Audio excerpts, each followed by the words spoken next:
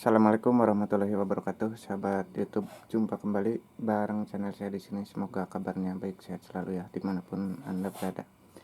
Di video kali ini saya akan coba berbagi pengalaman saya tentang cara menggunakan sebuah tester analog ya, sahabat. Menggunakan tester analog perlu pemahaman dan pengalaman yang sangat lama sekali ya, sahabat.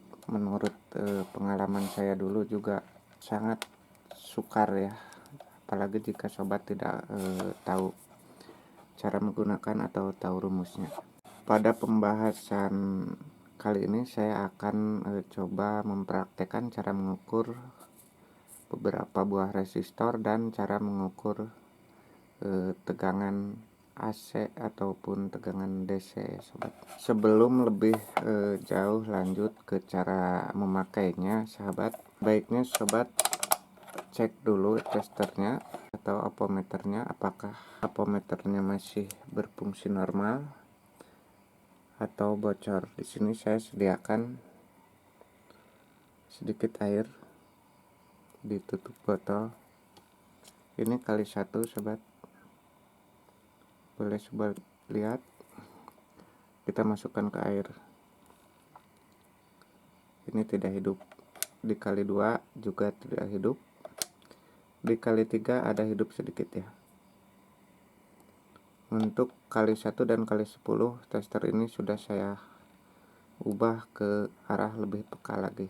Dan ini memang seharusnya di sini hidup dikali 1 kilo dan dikali 100 ada sedikit ya. Jika dikali 1 dan dikali 10 kita masukkan ujung pinnya ke air hidup, maka bisa dikatakan tester sahabat itu sudah bocor ataupun error. Memperbaikinya ada di video saya ya, silahkan di playlist. Ada sebuah rangkuman yang mungkin saya dapatkan dari pengalaman saya, sobat, tentang menggunakan ampometer manual seperti ini atau ampometer analog. Kebanyakan dari sobat mungkin ketika mengukur sebuah resistor atau mengukur sebuah ohm, contoh ini adalah 1 kilo. 1 kilo kita simpan di sini. Jadi yang saya hitung itu bukan dari 0 ke titik maksimal. Misalkan ini titik maksimalnya 10 dilangsungkan. Terus kita ukur, saya simpan dikali 100. Terus kita ukur sebuah resistor 1 kilo. Jadi yang saya hitung, sobat, bukan dari 0 ke titik maksimal. Karena setiap tester itu biarpun sama mereknya itu akan tetap ada perbedaan ya. Walaupun tidak terlalu jauh tetap ada perbedaan. Kita hitung, sobat, kehilangan atau dehidrasi ohmnya, kehilangan toleransi yang awal kita maksimal tadi. Misalkan ini maksimalnya 10, kita cek, jadi kehilangannya ini hampir 5%. 50%, maaf. Oke, ini resistor 1 kilo. Dan ini resistor 470.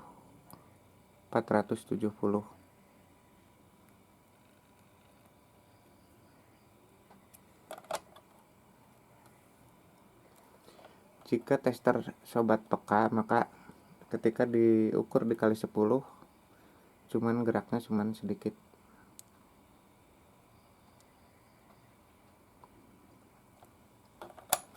Dikali 1 dia tidak hidup. Sebelum sobat belajar mengukurnya, alangkah baiknya tester sahabat itu dicek dulu atau dikalibrasi dulu ya. Ini untuk sebuah pengukuran resistor atau pengukuran ohm. Ini sebuah trafo dimana kita tidak jelas, sekilas tidak jelas mana AC mana DC nya ya, tetapi jika tester sobat peka, sobat bisa tahu disimpan dikali 1. Ini kita ukur tidak ada gerak, hanya gerak sedikit, dikali 10. Oke, jadi kehilangan dari durasinya itu jika tester sobat peka ataupun bagus sangat jauh sekali ya. Ini maksimalnya 9, tetapi ini saat hidup sekitar 20. Bahkan kita bisa mengukur di sebuah lilitan DC nya pun ada ya. Ini 59, sementara kalau kita bebas ukurannya adalah 60. Oke sobat, mudah-mudahan ini bisa dipahami.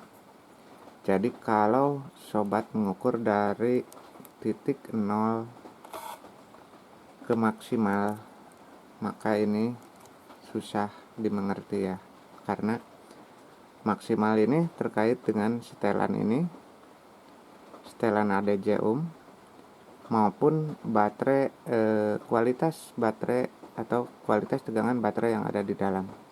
Untuk kebiasaan saya biasa menggunakan baterai yang satu baru dan satu yang lemah, karena semakin kecil tegangan di dalam, maka spesifikasinya atau toleransi kehilangannya akan semakin peka atau semakin jauh. Jadi biasakan sobat menghitung berapa kehilangan dari sebuah resistor. Untuk kali 1 sampai 100 saya biasa menggunakan di sini. Ini untuk ratusan, 330 misalkan 470, saya biasa dikali 10, dan ini untuk kiloan ke sini. Oke sobat, salah satu cara lain untuk mengukur sebuah tegangan, untuk mengukur atau memastikan sebuah resistor masih berfungsi dengan baik, ini saya kasih contoh ya, di sebuah mesin TV. Di sebuah mesin TV di sini ada Elco 400 volt dan ada resistor 120 kilo ohm kali 2. Ini tegangan 300, Elco-nya Elco 400, tegangannya 300 kurang lebih ya. Yang ini. Di sini ada resistor 120 kilo di seri. Ini juga 120K. Jadi tanpa sobat mengetahui atau mengukur nilai resistor ini, sobat bisa mengetahui dari tegangan yang dihasilkan kedua seri resistor ini. Misalkan di transistor 1015 ini harus ada tegangan sekitar 7 atau 9 volt. Jadi tanpa mengetahui resistor ini berfungsi dengan baik atau tidak, sobat bisa mengetahui lewat tegangan yang dihasilkan dari rangkaian atau resistor tersebut.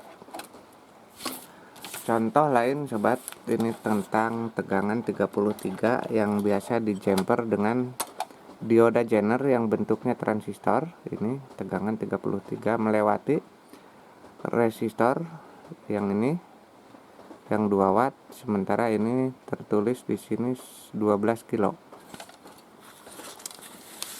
Resistornya 12 kilo, tegangan dari 110 volt. Elco-nya Elco 160 volt. Ini tegangannya sobat, Elco-nya sudah dicabut. Biasa di sini memakai resistor 10 atau 12K dan menggunakan dioda Zener 33P.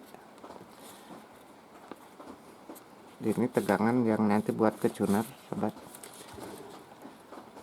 Tanpa sobat mengetahui atau mengukur resistor ini yang 10 kilo atau 12 kilo, sementara di sini tegangan 110 volt, di sini melewati resistor 110 kilo, dan di blok menggunakan dioda Zener 33, maka tegangan di sini yang dihasilkan adalah 33 volt. Jadi dengan kata lain, kita tidak perlu mengetahui pengukuran atau fungsi resistor di sini. Jadi cara membebasnya, sobat bisa mengetahui tegangan yang dihasilkan dari resistor ini. Jika tegangan di sini normal, maka kita bisa diartikan bahwa resistor ini masih berfungsi dengan baik. Jika tegangan hilang, bisa jadi resistornya ataupun diodanya yang short, atau tegangan di depan ini short ya sobat. Jadi alangkah baiknya untuk mengetahui tegangan-tegangan, sobat diputus dulu beban ke depan. Oke, mungkin sekilas sekian. Silahkan bertanya jika ada yang belum memahami atau mengerti. Cara kedua, sobat, kita belajar mengukur tegangan. Sebelum sobat mengukur tegangan-tegangan ke komponen atau ke PCB mainboard, sobat lebih dulu harus tahu menyetel cara kalibrasinya ya sobat. Untuk mengukur sebuah tegangan, sobat perkirakan tegangan selektornya ini mengukur ke tegangan yang lebih besar. Misalkan ini tegangan 12 volt, kita simpen di 50.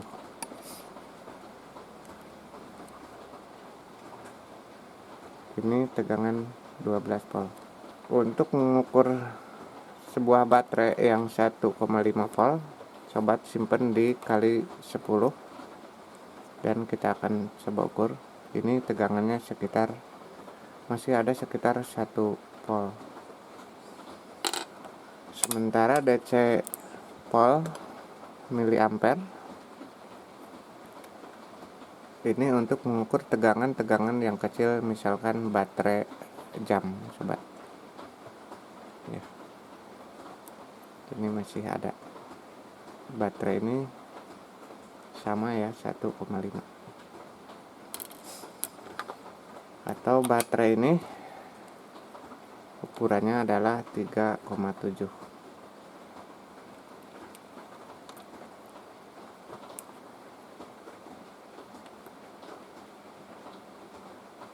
Kata yang familiar untuk sebuah tegangan baterai adalah 12 volt. Tetapi pada kenyataannya, jika baterai ini tegangannya berkurang, bisa mencapai turun hingga 10 volt, dan jika naik bisa mencapai 13 volt atau lebih. Kita ukur.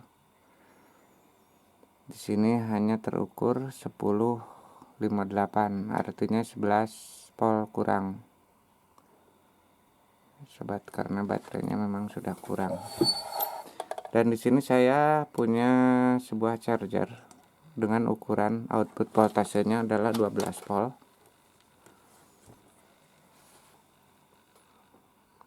12,0 volt.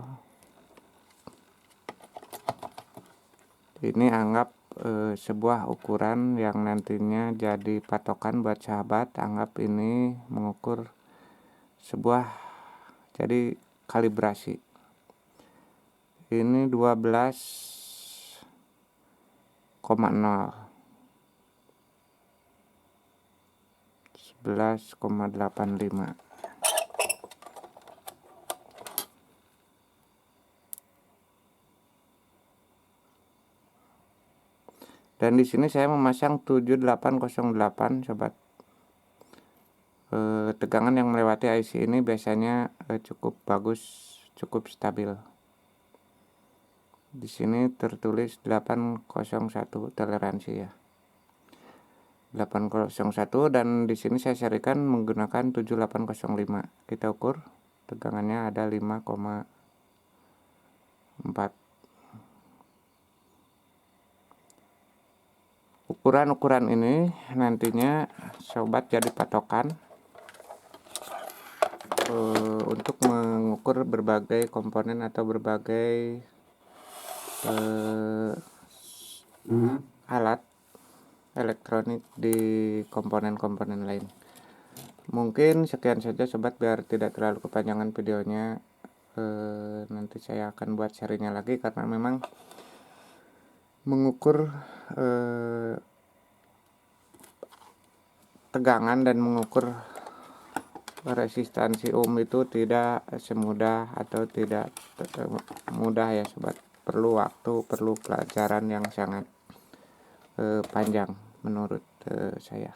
Sekian sobat, maaf bila ada salah kata. Sampai jumpa di video berikutnya. Wassalam.